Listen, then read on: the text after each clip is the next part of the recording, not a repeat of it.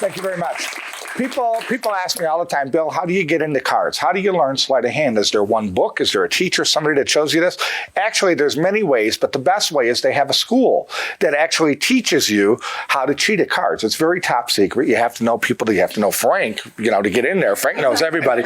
But what they do in this school is they teach you how to cheat at cards. So they teach you three things.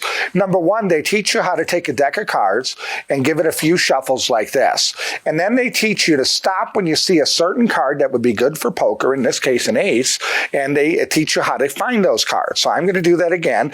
I got one ace. Let's see if I can get another one. All we do is shuffle until we see the second ace, and if I cut it just the right spot, that should be ace number 2, I'll give the cards another shuffle. So this is the first thing they teach you. This is called finding the aces, and it's very hard to do. It looks easy because I'm doing this rather quickly, but really this is pretty hard. Frank will let you try it later on. Good luck. Okay, so I will give the cards one more shuffle, and let's see if we can find the last ace. It should be down about 2/3 of the way. It just went by. There it is, and I think I can get it out just by doing this, and hopefully, yeah, I got it. That's the last one. Thank you. Now, that's the first thing. You need to be able to find the cards you're looking for in order to cheat. The next thing you have to learn how to do is be able to take those cards and stack them in a game of poker. So what I'm going to do is I'm going to give these cards a few shuffles and a few cuts, and hopefully I will be able to stack those aces in a 5-handed game of poker. So we will deal out 5 hands of poker like this, and if I'm lucky, I should be able to get those 4 aces into my hand each and every time. That is called stacking the cards. It looks like that. Now, thank you very much. There's one other thing called dealing from the middle of the deck is the last thing they teach you, and that's by taking the aces, cutting the cards about dead center, and now you have to deal the cards so the aces come out of the middle of the deck. Okay, and it looks kind of like this. The cards are dealt out 1, 2, 3, 4, and an ace. 1, 2, 3, 4, and an ace. 1, 2, 3, 4, and an ace. 1, 2, 3, 4, and an ace. And that's how I do it. Thank you very much. What's the crack, Kodiak Jack? Welcome back to Murphy's Magic Saturday Sorcery. How are you doing on this absolutely glorious Saturday? That's right, you cutie patootie, it is Saturday. So that means another free tutorial time. Now, before we get into today's explanation, I do want to tell you about this episode's giveaway. If you want a chance to win the gambling bundle, stick around till later on in the episode, and I'll show you how to enter that very competition. Now, you just saw the one, the only, the legend, the handsome and ever so talented Bill Malone perform his awesome routine. Now, this is an excerpt from World's Greatest Magic Gambling Routines Volume 1 download. If you want to see more on this very download, make sure you check out the link in the description below. Now, today you're going to learn Bill Malone's School for Gamblers routine. But if you're a part of the Murphy's Magic membership, a gold class member, you can learn Darwin Ortiz's Ultimate Card Shark routine. That's available right now on the membership playlist. But let's jump back over to Bill Malone right now, where we're going to head back to school and he's going to teach us all the things you need to know for gambling. Oh, look at these absolute champions. You guys are the best. It's true. I've Googled it. The next trick is a combination of 2 tricks. The ace cutting and automatic stacking routine from Magazine Volume 5, and also the Honest to God Bluff Cut, which appeared in Card Finesse in 1982, and it also appeared later for a pseudo center deal demonstration in the Tears book. I put this combination together, and I think it works out very well, and I hope you enjoy it. And here's how it works, okay? You talk about schools that teach magicians how to be gamblers, and the first thing they do is they teach you how to cut to the aces. So you start off, the aces are on top of the deck unbeknownst to the spectators. That's your setup, okay? So while you're patterning, you give the cards just a few riffle shuffles, and all you do, your first shuffle, you leave them on the top. Your second shuffle, you cut them to the other end, leave them on the top, and then cut them back to the other side, leaving them on the top. This back and forth, cutting the top to the left and then to the right, really throws people off, okay? Now, your pattern you're talking about, they teach you how to look for a card that you need and to block it off. So your next shuffle is you take the portion that has the aces, you cut it off. So the aces are here on top of this packet. And what you're going to do is you're going to start a riffle shuffle by riffle shuffling the bottom cards. Then you're going to let all of the cards go except for one ace and hold it back. Your other hand then immediately will drop all of its cards except for the top 4. You'll let the single card go and then the 4 cards on top of it. Now you push the cards together until about here. And if you press the 2 outer corners together to square, you'll find that the cards will jog out in the back, okay? This is a little bit exaggerated. It's a little finer than this in actual performance. But now what you do is you're going to cut to that first card that's jogged out, okay? And you have to be careful here because if you squeeze the pack and grab it too quickly, you might lose it. So the tip is take your index finger and press down on the deck. That way you can reach and cut that ace and put it down. Now, here's what you're actually doing. You're actually cutting 4 cards with an ace every time. This is where the automatic stacking part comes in, okay? Now, notice the deck, after I did that first cut, it still has a jog right there. See the little step that's sticking out? I'm going to cut to that step, but again, if I just reach down, I could miss or I could accidentally push it in. So what I'm going to do, another tip to ensure that that jog doesn't go away, is I'm going to use my hand on the opposite end of the deck to squeeze. I'm applying pressure here and here. That way my thumb can press down at that jog, and now I can take the cards, okay, and I can cut small packets up to the top. The last packet I take is at that jog. And what that did was that brought my 3 aces back to the top, and it enables me to repeat it. So that's what I'm going to do. I shuffle, first cutting to the left, leaving the aces on top. I then shuffle cutting to the right, leaving the aces on top, then back to the left, leaving the aces on top.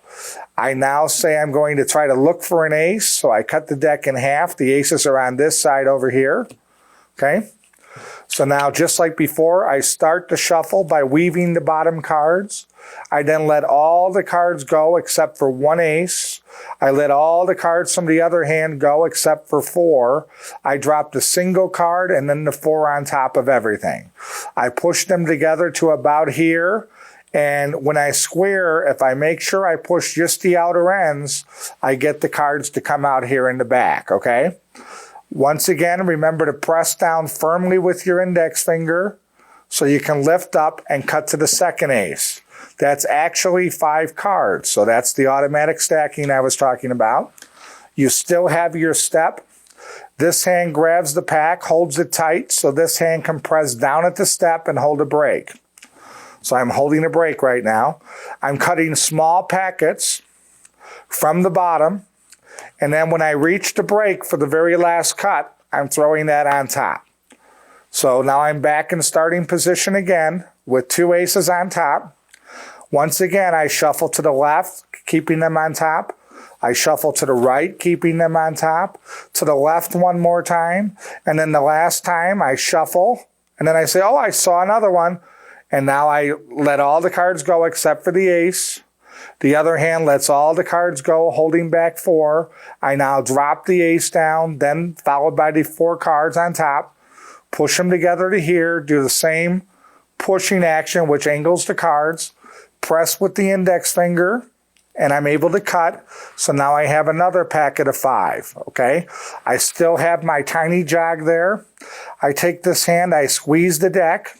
That allows me to press down here, get my break without the cards moving, cut small packets up to the top, and be back and ready for the production of the last ace. Again, I shuffle to the left, I shuffle to the right, I shuffle to the left. The very last time I hold back an ace, I hold back 4 cards, and when I cut to the last ace, okay? So that's the first part. The next part is where you tell the spectator, once you find the aces, you have to know how to stack them. So all you do is you place one packet on top of the other as you pick them up. square everything together and place them on top of the pack. Have you seen last week's free tutorial yet? Make sure you do. Card on screen right now, or the link is in the description. Make sure you check it out. It's an absolute feast for the eyes, and it's completely free. Go treat yourself. Now I need to interrupt, and I am so sorry, but I do need to interrupt because it's giveaway time. So who's gonna win this week microphone? Who's gonna... Oh, really? Who? Well, put it up on the screen, you cheeky boy. Congratulations, champion. You're the winner of last episode's bundle. So, if you could DM me on any of Murphy's socials, I'll get that prize out to you quicker. You can say, hey, thanks, Beau. My absolute pleasure, my friend. My absolute pleasure. Now on to this episode's giveaway. If you want a chance to win the gambling bundle, all you need to do is comment in the comment section below. If you could have any 4 cards appear in your hand, what would they be? Would they be the 4 aces, the jack, queen, king, and 10? That's 4. Or would you have them all 4s? Whatever it is, let me know in the comment section below. Then on next episode's episode of Saturday Sorcery, so next Saturday, I'll draw a name out at random and you'll be announced on that episode. So, good luck. Now, champion, are you enjoying what you're watching right now? Because I have good news for you. In the Saturday Sorcery playlist, we have over 100 episodes, which means over 100 free tutorials. So make sure you go check out that playlist. There'll be a link in the description below. Go treat yourself to all that free magic, because you deserve it. You're now going to do a version of a push-through. Did you see that? The cards just jumped up by magic. It's like, Eddie, cut it out. It's my show. All right. So what you do is you're going to do a push-through shuffle with a little tip of mine that I use. Anyway, let me just show it to you. Okay. You cut the top half over to the left. Oh, before I do that, let me just explain. Because of the automatic stacking, you could deal out the cards right now if you wanted to. If you don't want to do a push-through shuffle, you can just do a few false cuts and start dealing, okay? But I like to throw in a shuffle, and I also want to show you this shuffle. It's a push-through, and it works like this. You cut the top half to the left, you shuffle the top half into the middle, and you stop when they're about here. The next little move looks like I square up the cards, but actually I didn't. I just faked it. Those cards are still sticking out. I'll do that one more time. Okay, let me just take these out. I'll do it again. I shuffle the cards till they get to here. Then I give one more push, and it looks like I pushed those cards flush. They're actually still sticking out. So now all I have to do is take my left thumb and bring it around to the back so I can angle those cards out, and I do an up the ladder cut, which means I strip these out, put them on top. I hold on to the top packet with these 2 fingers, and I cut out a small packet from the jog. I put those square on the deck, and then the cards that are left over come back and go on top, okay? Now I can take the cards and deal out 5 hands of poker and show that the aces have now been stacked for a 5-hand of poker. Now, this really gets people, even magicians, because nobody is really thinking that during that ace cutting sequence, you're actually stacking the cards. So this was really a clever idea of Eddie's. I now follow this up with a routine called the Honest to God Bluff Cut, which appeared again in Card Finesse and the Tears book. And it's a pseudo center deal. And the nice thing about it, you really believe those aces are put in the middle of the deck. This is what it looks like. You place the aces on face up on top of the deck, but as your hands come together, you get a minute break under the top card, okay? So now you actually have a break under 5 cards, 4 aces plus an extra card. You now say, I'm going to cut those aces to the center, and you riffle down with your thumb until you hit the center of the pack. Now you bring your hand upwards out of view, so they're just looking at the bottom card right now. You just cut the 5 cards to the face, okay? So it looks like you cut those aces to the middle. I'm going to do that one more time at the regular speed so you can really appreciate how this looks from the different angles, okay? So here's the 4 aces on top. I say, look, I'll go to about dead center and I'll cut the aces. Now I'm going to deal the aces from the middle of the deck. So that's the honest to God bluff cut. And what that means is I'm not cutting in the middle, I'm bluffing, I'm really cutting only 5 cards. Now, you can do one of two things, okay? I think during the performance, I did strictly a bottom deal to get to the aces. You can also do a Greek deal, handling of Ellen Ackerman's handling of a Greek deal, which we'll discuss. But I think what I did, I remember what I did was the bottom deal. So if I want to do the bottom deal, I have to get rid of that bottom card first. So I hold the cards in the Marlowe grip, which is ready for the unit deal. The unit deal is where your 3 fingers buckle the bottom card and then they push it out, okay? Index finger keeps the deck from moving as those 3 fingers do that, okay? And that is covered because the top card moves over like you're about to take it, so that fingering action underneath the unit deal happens under cover of the top card. So anyway, here's what you're going to do. Your aces are actually down here, 2nd, 3rd, 4th, and 5th from the bottom. The spectator thinks they're in the center. So you start off, you're going to deal 5 hands of poker, but you're not going to deal them in a row. You're going to sail the cards as you deal. It's much quicker and more efficient. So what you do is you push over the top card, and as you go to take it, as your hands come together, you buckle that bottom card slightly, and then that bottom card gets pushed out, your index finger takes it and sails it forward on the table.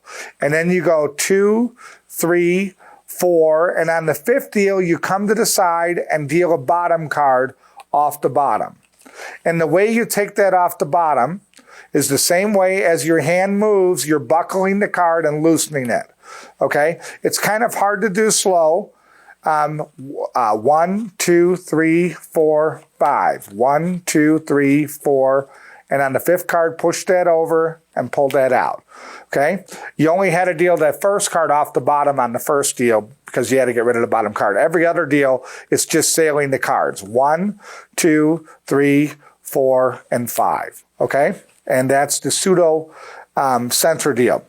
After you cut to the middle and do the honest to God bluff cut, you can now show the bottom card. And if you use a Greek deal with Ellen Ackerman's handling, you can be, when you're finished, put the cards down and the bottom card is still there. The way the Greek deal works is the bottom card is pulled over just a little bit like that. I'm going to exaggerate this so you can see it.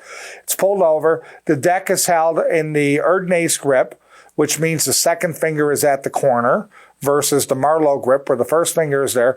And now underneath, you can see that bottom card is pulled over. So what I can actually do is deal the cards out from underneath that bottom card. Okay? So I'm going to do that again now, and I'll do it with the aces face up, and I'll do it at speed so you can see it. There's the 4 aces. We cut them to the center. Okay?